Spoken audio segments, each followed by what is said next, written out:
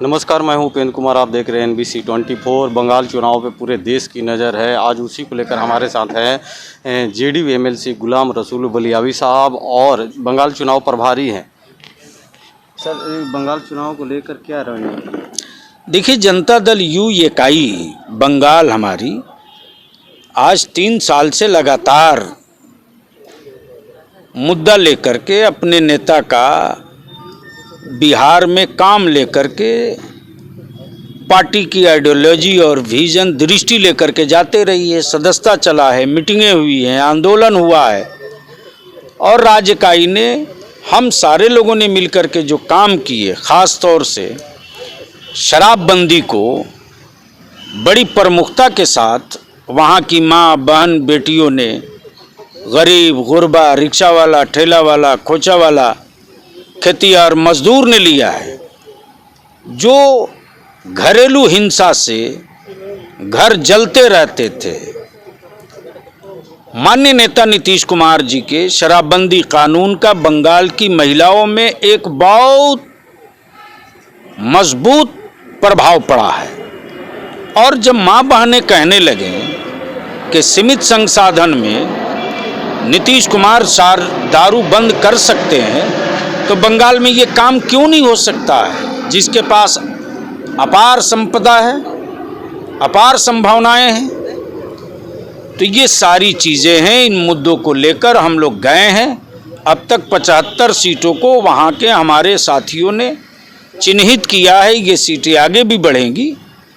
हम लोग अपने नेता, राष्ट्रीय अध्यक्ष माननीय मुख्यमंत्री श्री नीतीश कुमार जी के पास, जो हमारी पार्टी का जो एक परंपरा है, जो सिस्टम है, रखेंगे और पूरी तैयारी के साथ हम लोग चुनाव लड़ेंगे। बंगाल चुनाव से कितनी उम्मीदें हैं? जनता दल यू वो पार्टी है जिसने देश में कई प्रधानमंत्री और कई राज्यों का मुख्यमंत्री दिया है। तो जब जुमा 8 दिन पैदा हुए लोग चुनाव लड़ सकते हैं किसी राज्य में, तो जिस जनता दल यू ने प्रधानमंत्री और कई राज्यों को मुख्यमंत्री दिया, वो क्यों नहीं लड़ सकता है?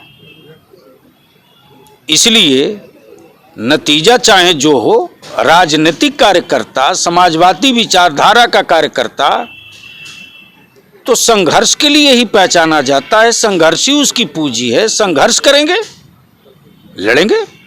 देखिए, विपक्ष सवाल उठा रहे हैं कि आप झारखंड में भी चुनाव लड़े थे, उसका नतीजा क्या निकला? तो वो भी तो देश के कई राज्यों में चुनाव लड़े, अपना नतीजा देख लें। चुनाव कोई पहली बार तो हम बाहर नहीं लड़ने जा रहे हैं। नतीजे जो भी आते हों, आएंगे। पार्टी का विस्तार है, पार्टी का आइडियोलॉजी है, नेता का नेतृत्व है। राजनीतिक दल होता ही है चुनाव लड़ने के लिए ना, तो लड़ेंगे। तो क्या बंगाल में आप गठबंधन में चुनाव लड़ रहे हैं खुद अकेला? हम अपनी तैयारी अपने हिसाब से अकेले के तौर पर कर रहे हैं। बाकी हमारा शीर्ष नेतृत्व, राष्ट्रीय अध्यक्ष तय करेंगे आगे क्या होगा। जो उनका आदेश होगा, हम सारे लोग उनके हुक्म के पाबंद होंगे। तो क्या लगता है कि अगर बंगाल में चुनाव अकेला लड़ते हैं तो जो NDA सरकार की जो गठबंधन है, उसका समीकरण पर प्रभाव पड़ेगा? वो तो जनता जानती है। हमने तो अपने नेता और अपनी पार्टी की आइडियोलॉजी और नेता के नेतृत्व, कुशल नेतृत्व के कार्यों को ज़मीन तक पहुंचाया है। वहाँ की माँ बहनों ने इसको सराहा है। वहाँ के संजीदा और प्रभावी लोगों ने इसको सराहा है, जो ये देख रहे हैं कि दारू और शराब के चक्कर में बच्चों की लाइफ, बच्चों की पर्सनालिटी, ग्रोथ, डेवलपमेंट और समाजी सद्भाव पर एक दारू की वजह से कितना चोट पड़ रहा है। और बिहार में इसको बंद करने के बाद घरेलू हिंसा कितना कम हुआ, समाजी सद्भाव कितना बेहतर हुआ, जो घर में तनाव की पोजीशन रहती थी वो कितना कंट्रोल हो गई, मेडिकल पर जितना पैसे बर्बाद होते थे अब वो शिक्षा और अच्छे खाने पीने पर इस्तेमाल हो रहा है, कपड़ा लत्ता पर, कारोबार पर इस्तेमाल हो रहा है। तो इसका भी एनालिसिस बंगाल के लोग, बुद्धिजीवी लोग हैं, बहुत गहन किए हैं और हमको लगता है कि पार्टी के हमारे साथी, जो हमारे कार्यकर्ता, जो राज्य इकाई के लोग हैं, घर घर जो ये मैसेज को, इस पैगाम को, इस संदेश को लेकर गए हैं, जिस तरह से स्वागत हुई है, हमें पूरा विश्वास है कि संघर्ष हमारा काम है, नतीजा जनता पर। तो बंगाल में किस किस जगह से जेडीयू होगी?